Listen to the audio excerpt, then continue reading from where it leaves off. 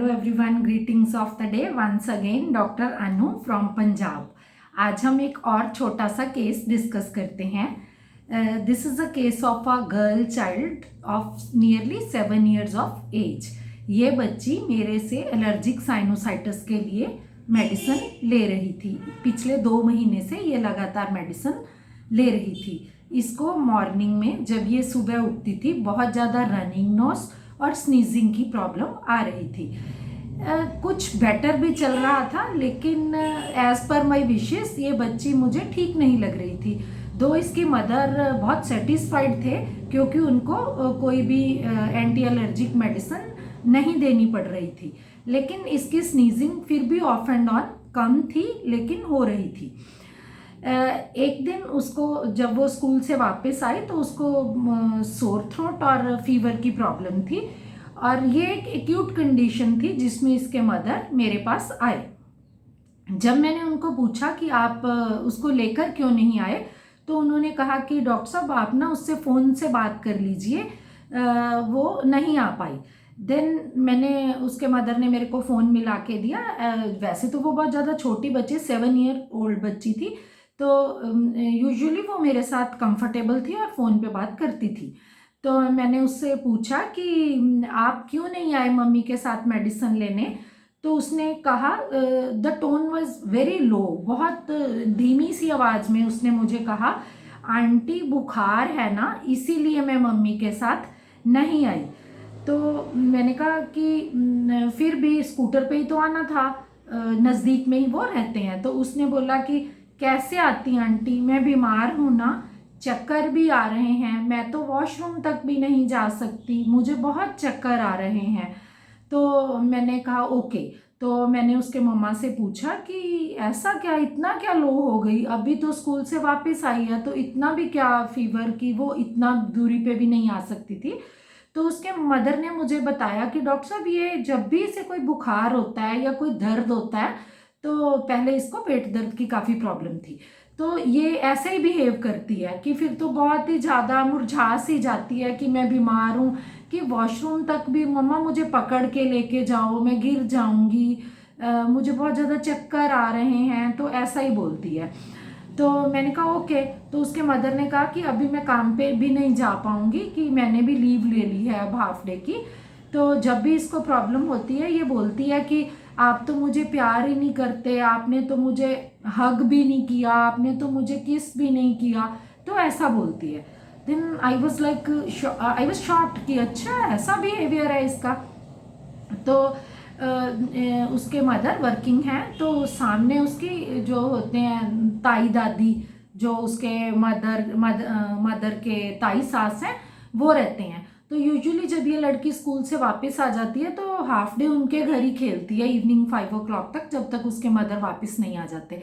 तो उसने कहा कि जैसे ताई जी को पता चला कि इसका सोर थ्रोट है और स्कूल से फीवर के साथ आई है, तो उन्होंने कस्टर्ड बना के दिया। तो वो थोड़ा ल्यूकवार्म करके कस्टर्ड इसके लिए लेके आए कि चलो ये कुछ नहीं खा पा रही तो कस्टर्ड खाएगी। तो जब वो आए तो इतने प्यार से वो बुला रहे हैं। देन शी सेड कि आप हमारे घर क्यों आए हो, आपको किसने बुलाया है मेरे घर, आप मेरे घर से निकल जाओ। तो उसने, इसकी मदर ने बोला कि डॉक्टर मुझे इतना शर्मिंदगी हुई ना, तो मैंने सॉरी बोला ताई जी को कि बच्ची है तो, लेकिन डॉक्टर साहब बुरा तो लगता ही है ना कि सारा दिन उनके घर खेलती है और इसके लिए वो कस्टर्ड बना के लेके आए हैं और कितना बदतमीजी से पेश आ रही है। तो this is the case, please ask rubric जो मैंने इस केस में लिया, that was delusion sick being. बीमारी, पेशेंट बीमार ही होते हैं, लेकिन बीमारी का एहसास is sick, and here the patient feels the sickness. तो इसने मेरे को क्या बताया, ये एक बीमारी का एहसास है जहाँ पेशेंट फील करता है कि उसकी तबीयत ठीक नहीं है, वो बहुत ज़्यादा बीमार है, इसीलिए कि मैं इतनी बीमार हूँ कि मैं वॉशरूम तक भी नहीं जा सकती। दो उसको इतना फीवर नहीं था कि इतने चक्कर आए कि वो वॉशरूम तक ना जा सके। दिस इज़ अ फीलिंग, एक एहसास है जहाँ पेशेंट अपने आप को बहुत बीमार महसूस कर रहा है। And the second rubric, which was clear cut in the acute condition of a child, was carried desire to be and के rest, कि छुट्टी लो, पास बैठो, आपने तो हग भी नहीं किया, आपने तो किस भी नहीं किया। यहाँ पेशेंट को प्यार की, कैरी करने की, मम्मा प्यार करे, किस करे, इसकी ज़रूरत वो महसूस कर रही थी। And the third rubric which was very important in this case was the abusive children insulting parents. आप यहाँ स्नैपिश भी ले सकते हैं। And the medicine which came out was the chamomilla. तो मैंने उस बच्ची को कैमोमिला 30 की 3 डोज दी, और उसके बाद एक्यूट कंडीशन में जो मैंने इसको फीवर और सोर थ्रोट के लिए मेडिसिन दी, वो इतना अच्छा काम की कि उसकी जो स्नीजिंग थी वो भी बहुत कम हो गई और उसका एलर्जिक साइनोसाइटिस की प्रॉब्लम बिल्कुल ख़त्म हो गई। इससे पहले मैं उसको लेकेसिस, पल्सेटिला ऐसी मेडिसिन दे रही थी।